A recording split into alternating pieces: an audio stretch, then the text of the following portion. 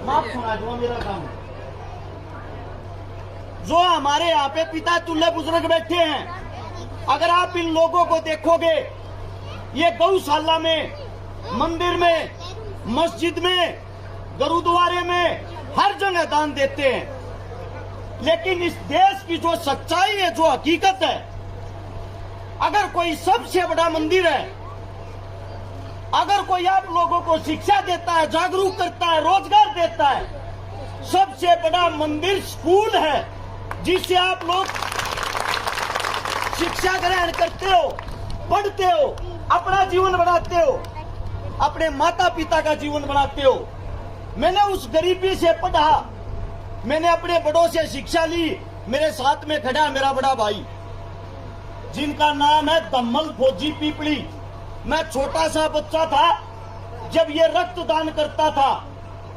इस भाई साहब ने अपने शरीर से 112 बार रक्तदान किया है और हिंदुस्तान के अंदर टीम बना के कई लाख लोगों को खून दे के उनकी जान बचाई है।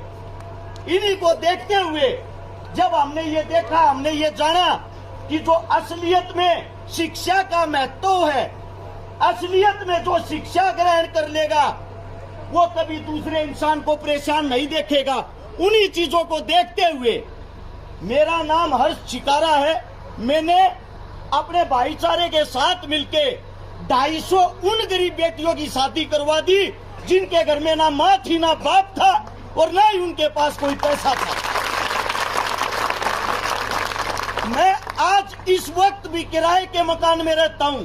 किराए के मकान में रहते हुए मैंने 1400 उन परिवारों को बसा दिया जिनके घर में पीने के लिए पानी का मटका तक नहीं था।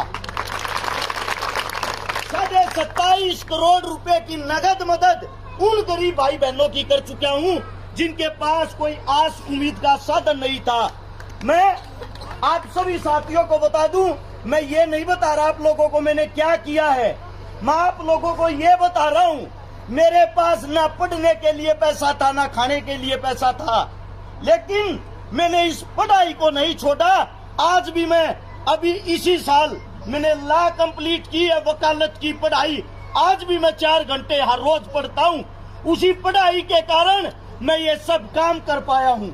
इसीलिए मेरे छोटे बच्चे, प्यारे बच्चों से, माताओं बहनों से और यहाँ जो मेरे पिता तुल्य बुजुर्ग बैठे हैं उनसे एक विनती है, जितना रुपया, जितना पैसा मंदिर में देते हो, मस्जिद में देते हो, गुरुद्वारे में देते हो, जिस दिन इतना पैसा आप इस विद्यालय में लगा दोगे, आपके ही बीच से कलेक्टर निकलेगा, आपके बीच का एसपी होगा, डीसी होगा, आईएएस होगा।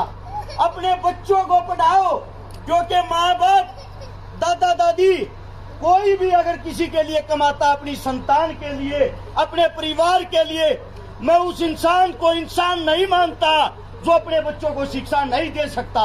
अगर आप भूखे रहोगे वो चलेगा, लेकिन आपके पास शिक्षा नहीं होगी, आप जीवन में कभी भी कामयाब नहीं हो पाओगे। हाथ जोड़ के मेरी समस्त साथियों से, भाईचारे से एक विनती है, एक गुजारिश है, जितना हो उसके अपने बच्चों को पढ़ाओ, अपने बच्चों को खिलाओ।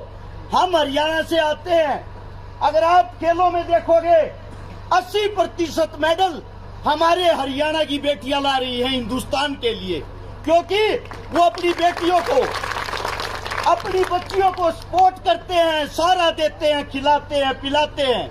हम अपनी जमीन बेचकर, जिसको हम माँ कहते हैं ना जमीन को, उस जमीन को बेचकर अपने बच्चों को पढ़ाते हैं, अपनी बेटियों को पढ़ाते हैं। इसीलिए हमारे मेडल आते हैं। और वहां से ताकतवर, वहां से जिंदा दिल इंसान मेरे प्यारे राजस्थान के हैं। जिस दिन आप अपने बच्चों पर ध्यान देना शुरू कर दोगे, सबसे ज्यादा मेडल, सबसे ज्यादा खेल कूद में, शिक्षा में आपके बच्चे होंगे। अब आप लोगों को तय करना है, आपने अपने बच्चों का भविष्य बनाना है या अपने बच्चों का भविष्य बिगाड़ना है। अगर मेरे मुख से कोई गलत शब्द निकला हो, कोई गलत बात निकली हो, उसके लिए हाथ जोड़ के क्षमा चाहता हूँ। सभी को राम राम, जय हिंद। धन्यवाद बहुत बहुत भाई साहब आपको।